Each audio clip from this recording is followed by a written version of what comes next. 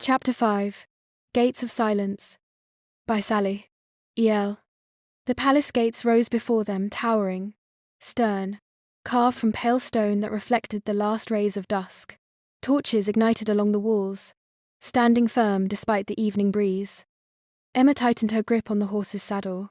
Each step closer made the air feel heavier. The horse slowed as they approached the outer guards. Pieces of metal clinked softly, and the spears shifted into a ready position. Eyes turned toward her, curious, scrutinizing, unwelcoming. She felt it again, that familiar weight. The knight stopped. He raised his hand slightly, and the guards obeyed immediately. "Open the gate," he said in a calm voice, carrying an authority that needed no explanation. The gates creaked open with a heavy sound.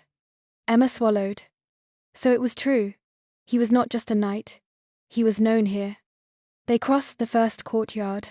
Stone pathways, trimmed bushes, silent fountains under the sunset light. Everything was orderly, governed, alive with rules she had yet to understand. Finally, he stopped and loosened the reins. "I can accompany you only this far," he said. Emma dismounted cautiously, her feet touching the stone with a soft sound that seemed too loud in the vast emptiness. A moment of silence. Then she turned to him at last. "You didn't have to help me," she said quietly. "I chose to," he replied. She studied his silver armor, its shine dimmed under the shadows. "Why?" she asked. He didn't answer immediately. Instead, he looked at her as if weighing something unseen. "Because you," he finally said, "were walking as if you had nowhere else to go." The word struck closer than she expected. She looked away. "I suppose this is our farewell," she said. "Yes." A brief silence. Then, "Bernard." She turned to him in surprise. "That is my name," he added softly. She blinked once. "I didn't ask," she said. "I know," he replied. "But I wanted you to know it." Silence returned, but it was different now. Less tense, more mysterious. She breathed slowly. "Emma," she said at last. "My name is Emma." Something unreadable passed through his gaze. "I hope you find safe answers behind those walls," Bernard said. She gave a small, reserved nod. "And I hope," she replied, "that your silence remains gentle." For a moment he smiled, then stepped back. The guards approached to escort her inside.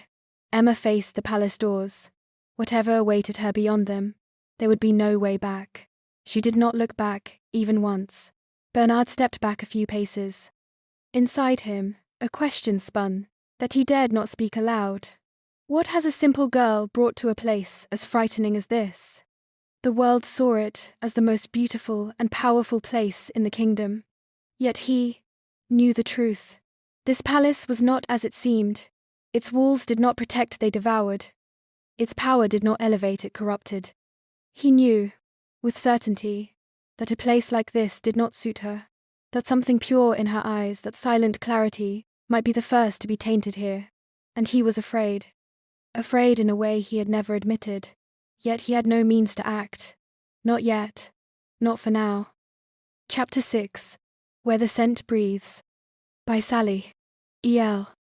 Emma was led gently, not harshly, but with a firmness that left no room for objection. Guards walked on either side of her, guiding her through a long, luxurious corridor, its polished marble floor reflecting the torchlight like a cold mirror. Her steps echoed in a steady rhythm, a cadence that felt relentless, as if marking time itself. The corridor stretched before her endlessly, or so it seemed. The high walls were adorned with intricate carvings, perfectly aligned columns, and heavy drapes concealing secrets that could not be spoken. Emma felt as if time had slowed, and that this corridor might never end, as if the palace were testing her patience, or preparing her for something. Then, without warning, the path shifted. They veered to the left, where a smaller side gate opened, less grand, yet more mysterious. The moment she stepped through, everything changed. The cold scent of stone no longer filled her nose. It was replaced by a gentle, warm, living fragrance. Emma stopped without realizing it. Her eyes widened. It was a garden. No, an entirely different world. The Emperor's private garden. It looked like a paradise, straight from a legend. Expansive green spaces, meticulously arranged trees, and flowers of every type and color, blooming as if aware they were being watched. Purple violets, white chrysanthemums, red roses, yellow lilies, orange daffodils, and jasmine scattered delicately between the trees. Each flower in its place, no chaos, no disorder, a beauty that was deliberate, yet alive. Alongside the stone pathway, a fountain flowed softly, its gentle murmur whispering reassurance. Nearby, a small table decorated with delicate elegance, understated yet precise, hinted at a refined taste and deliberate care. Emma felt a wave of disorientation. For a brief moment, she thought she had been brought to the wrong place. But the scents were different. A fragrance filled the air, not overpowering, but intimate, touching the heart, surprising the senses. She moved through the flowers with a mixture of awe and caution, curiosity tinged with wariness. Each step felt like walking through a dream, yet she knew something here was alive, watching, testing. Then, suddenly, she heard something familiar, a soft melody, old yet still vibrant in memory. Her heart thumped violently, unsure if it was fear or curiosity that dominated, but something deep inside told her one thing: he was here, nearby. And there he was, Raymond. He hadn't changed much, or perhaps he had. More handsome, no longer thin, his frame now stronger, more solid. His eyes, the same blue, or had they changed? Emma could no longer remember exactly. She spoke his name without thinking. Raymond. He stood a little distance away, just far enough that his features weren't entirely clear. His clothes were simple, a white shirt and black trousers, but despite their simplicity, he radiated strength and pride. All his feelings, his old passion, his first love for her, everything unsaid for years, beat quietly inside him, hidden behind his gaze, among the flowers, the fragrance, and the soft sound of flowing water. Then he began to approach her, taking short, cautious steps, as if asking permission, or as if moving to carry injured rabbit. He approaches cautiously and fearfully. Each step made her chest tighten. Each step made the air heavier, charged with unspoken emotion and silence. She spoke, nervous, her voice quiet yet trembling. Are you all right?